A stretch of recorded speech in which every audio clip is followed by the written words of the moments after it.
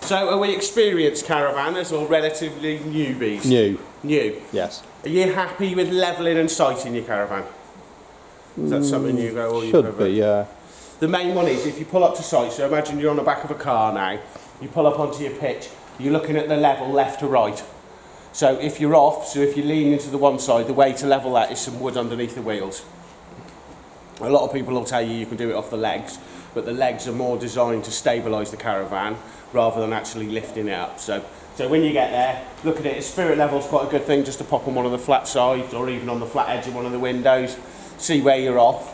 And as I say, put wood underneath it to lift the caravan up, if you get what I mean, to level it off. And then just use the legs then. You can use the legs just if you're a little bit off, but you can't use the legs to raise it up off the floor as such.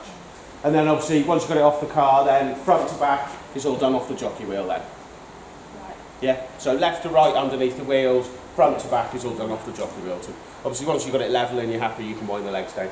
You may think that, oh, level, it doesn't need to be level, but believe me, if you're going to fry an egg or something in the pan and you're not level, all your eggs will all sit to the one side of the pan, so you will notice, but it'll come with experience the more times that you do.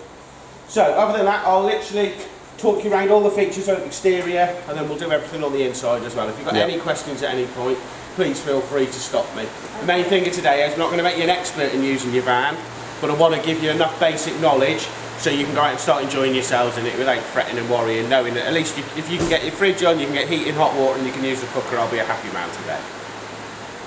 So, we'll start at the front. So, the first one is the Alco hitch on the front. This is your stabiliser hitch. If you see when it closes down, it grips in. What this is doing is gripping onto your tow ball. So where you've got the main hitch underneath, which is fixing it to the car, this is sort of stabilising it onto that tow ball. So this adds extra stability as you're driving down the road.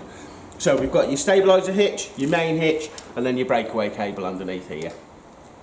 I'll talk more about these when I hook it onto the car afterwards. It'll make more sense when I'm doing. Handbrake on this one, so it's as easy as button down, handbrake off, and then just handbrake on. What you'll find though is if you are on a slope, you may have to manually just click it on a few more. A bit like the same in the ones in your car. You may sometimes just need to pull the handbrake on a bit further if you're on a slope or anything. Then it's obviously your two leads. So we've got your light lead and also your power lead for the back of the car. Right, yeah. Have you got the two on the back of your car? Yeah. Perfect. Even better, even better. And then obviously the jockey wheel on the side. Obviously winds at the top for up and down, and then also undoes it at the side so you can actually raise the whole unit up and down. But again, we'll talk more about that when I get onto the car afterwards. So, into your lovely gas cupboard. There you've got the fantastic design of your spare wheel in the front, where some are underslung, so it's a good thing having it there, because if you do have a blowout or anything you need to change the tyre, it's a lot easier to get it out of here than it is to get it from underneath the van. Next one is your gas lead. So this is your gas pipe up to here, so you've got a regulator built into here. This is a finger tight as well. So all you need to literally do is just screw it into your bottles, and that's it. There's no need for spanners or anything. So this, if you imagine that way is yours, this way is just our main gas pipe for demonstration. But this is the exact same fitting that you got on a gas bottle, so you literally just screw it in. And then for on and off, will literally just be on and off on the top of the bottles. Obviously I can't demonstrate that now. Same as camping. Yeah.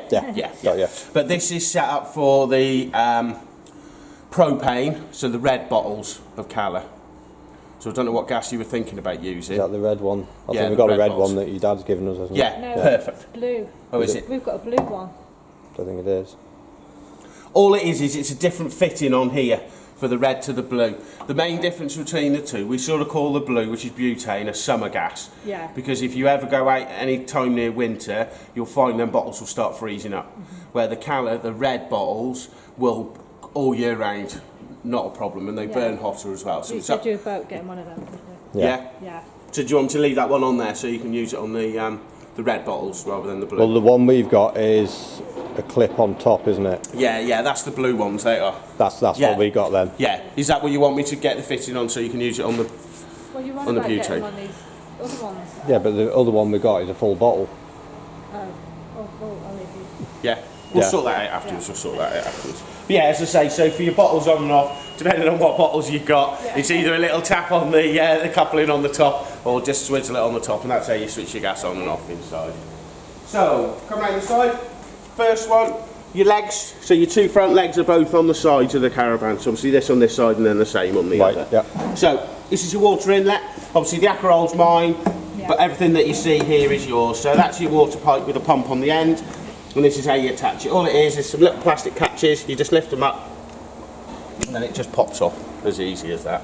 And then again, it just goes back on, and then just push that down, and that locks it into place. Got you. Right, yeah. Okay. Yeah. So next one down, this is the vent for your water boiler. So your water boiler will run on gas, electric, or gas and electric. If you use either the gas or gas and electric, you need to remove this cover. If you're running it on electric, you can leave the cover on. Okay. But all it is obviously when it's on gas, it's got a lot of fumes, Yeah. so you need that cover off. Okay. So next one down, we've obviously got your lovely 240 hookup, so that's your main hookup. And then in here will obviously be your leisure battery. It's just my leisure battery for display purposes now. Have you got a battery with you, or are you going to buy one today? I haven't got one. No? We haven't We'll got one need. yet, have we? No, we'll need one, won't we? Yeah? Yeah. Yeah, well we do them in the shop today, so if you did want to grab one today, we will fit it in for you, so it'll be ready to go. So how the caravan works, it virtually runs all the power off the 12 volt supply. What the 240 is doing is running a battery charger to put the charge back into the batteries. And then also what else the 240 does is activate things like the electric ring on your cooker, and also all the sort of household plug sockets inside. So anything that the 12 volt system can't supply, the 240 will supply the rest Right, for you. okay. Okay, you can obviously run without the 240 on, but you won't have all the functions inside the van. And what you'll find is you have to watch how much power you're using, because you will flatten this battery. Yeah. But then as soon as you plug your 240 back in, it's recharging this Charging battery it back back up. up again. Yeah. Okay, happy with that? Yeah. Right, yeah. Perfect.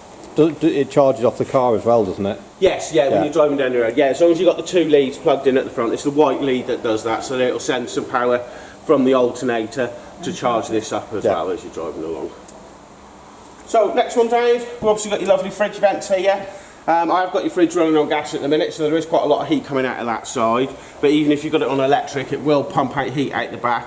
It's no different than your fridges at home. All it is we don't walk around the back of our fridges at home, so you don't notice how much how cheap they're checking out. So obviously where the lovely yellow bucket is your 2 waste outlets.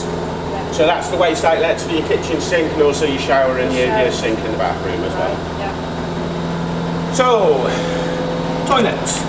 Have you ever used a flush tank before on the toilet? No, No? never. Let me just grab some keys. No, wait.